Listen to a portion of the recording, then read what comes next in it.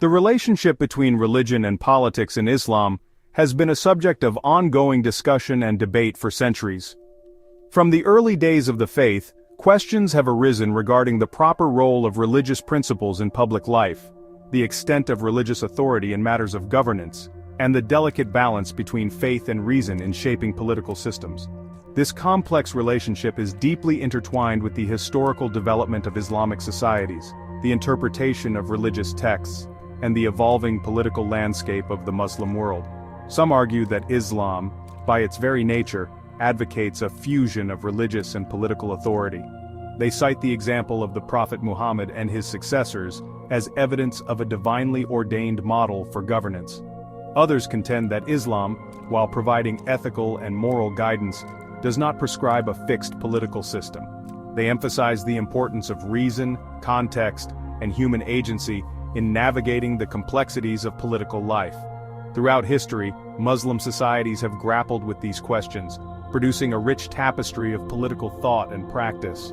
From the early caliphates to the rise and fall of empires, from periods of intellectual flourishing to times of political upheaval, the relationship between religion and politics has remained a central theme in the Islamic experience. Understanding this relationship requires careful consideration of historical context, theological interpretations, and contemporary realities. It demands a nuanced approach that avoids simplistic generalizations and acknowledges the diversity of perspectives within the Muslim world. By engaging in this exploration, we can gain a deeper appreciation for the complexities of Islam's engagement with politics and its enduring relevance in the 21st century. The life and legacy of the Prophet Muhammad hold a central place in any discussion of religion and politics in Islam. As the final prophet of God and the founder of the Muslim community, Muhammad's actions and teachings are regarded by Muslims as authoritative and exemplary. His leadership in Medina, where he established the first Islamic state, is often cited as a model for the harmonious integration of religious and political authority. In Medina, Muhammad served not only as a spiritual guide but also as a political leader, lawgiver, and military commander. He established a social order based on the principles of justice, equality, and compassion, uniting diverse tribes under the banner of Islam. The Medinan Constitution, a document outlining the rights and responsibilities of Muslims and non-Muslims within the community, is seen by many as a testament to Muhammad's commitment to pluralism and social cohesion. However, it is crucial to approach the Prophet's legacy with historical sensitivity and avoid anachronistic interpretations. The socio-political context of 7th century Arabia differed significantly from the realities of the modern world.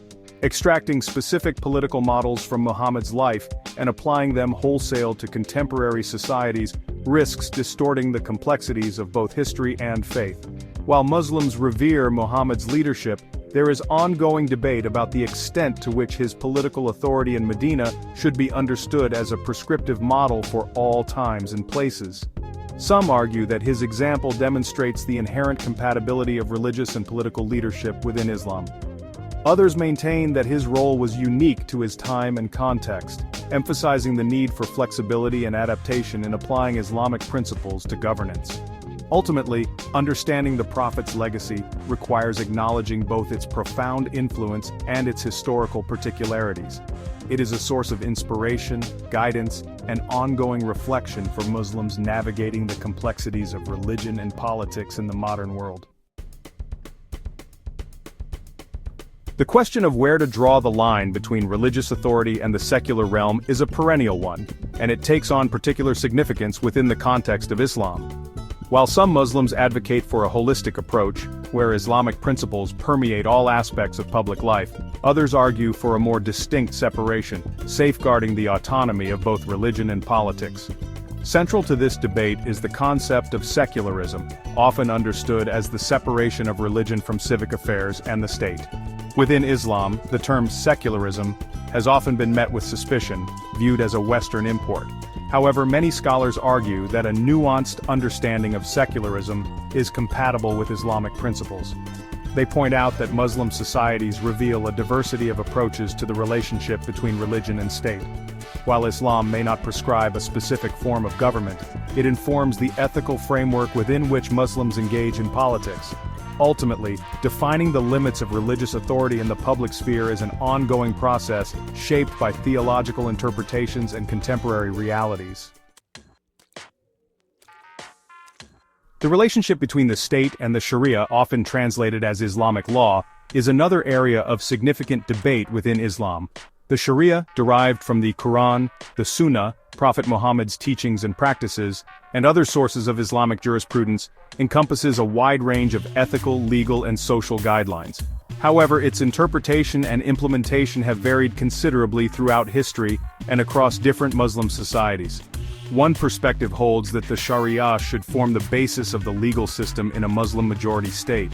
Proponents of this view argue that implementing Islamic law is essential for creating a just and moral society that reflects the divine will. They often support the establishment of Islamic courts and the enforcement of hudud punishments, which are specific penalties prescribed for certain crimes in Islamic jurisprudence. On the other hand, many Muslims advocate for a more nuanced approach, emphasizing the importance of context, interpretation, and individual freedom in applying the Sharia. They argue that the historical development of Islamic law demonstrates its adaptability and capacity for evolution. They also highlight the importance of distinguishing between the eternal principles of justice and compassion that underpin the Sharia and the specific legal rulings that emerged within particular historical contexts. Furthermore, some scholars argue that the true purpose of the Sharia is best realized through individual moral development and voluntary adherence, rather than through state coercion. They emphasize the importance of creating a society where individuals are free to practice their faith and live according to Islamic principles without fear of persecution or discrimination. The debate surrounding the state and the Sharia reflects the diversity of views within Islam regarding the role of law, governance, and individual freedom. It is a complex issue with no easy answers, requiring careful consideration of ethical, legal, and political principles. Now let's delve into the measures that have been put in place to safeguard against the abuse of power. You see, throughout history, the concentration of power has often led to its misuse. This is why, in many societies, checks and balances are essential. In the context of Islamic governance, there are specific mechanisms designed to prevent such abuses. One of the key principles is accountability. Leaders are expected to act justly and are held accountable for their actions, both in this world and in the hereafter. This ensures that they do not stray from their responsibilities. Additionally, the concept of shura, or consultation, plays a crucial role. By involving the community in decision-making processes, it helps to distribute power more evenly and prevents autocratic rule. Moreover, the rule of law is paramount. No one is above the law and everyone is subject to it. This includes the leaders themselves. By adhering to these principles, the risk of power being abused is significantly reduced. So, in essence, the framework provided by Islamic governance aims to create a balanced and just society, where power is exercised responsibly and ethically. Today, many Muslims around the world are engaging in discussions about democracy and religious freedom. While some advocate for a system that closely aligns with their religious values, others emphasize the importance of separating religion from the state to ensure equal rights for all citizens. These diverse perspectives highlight the dynamic and evolving nature of political thought within the Muslim community. The role of religious leaders in politics varies significantly across different regions. In some areas, religious leaders hold considerable influence and are deeply involved in political decision-making. In other regions, their role is more symbolic, serving as moral guides rather than active political participants. This variation underscores the complex relationship between religion and politics in the Muslim world. Despite regional differences, one shared concern across the Muslim world is the quest for justice and good governance. Whether advocating for democratic principles or seeking to implement religious laws, Muslims are united in their desire for a just and equitable society. This common goal drives much of the political discourse and action within the community. As we look to the future, it is essential to embrace the complexity of the relationship between Islam and politics. Promoting mutual understanding and respect among diverse perspectives can help navigate the challenges ahead. By fostering dialogue and cooperation, we can work towards a more inclusive and harmonious world.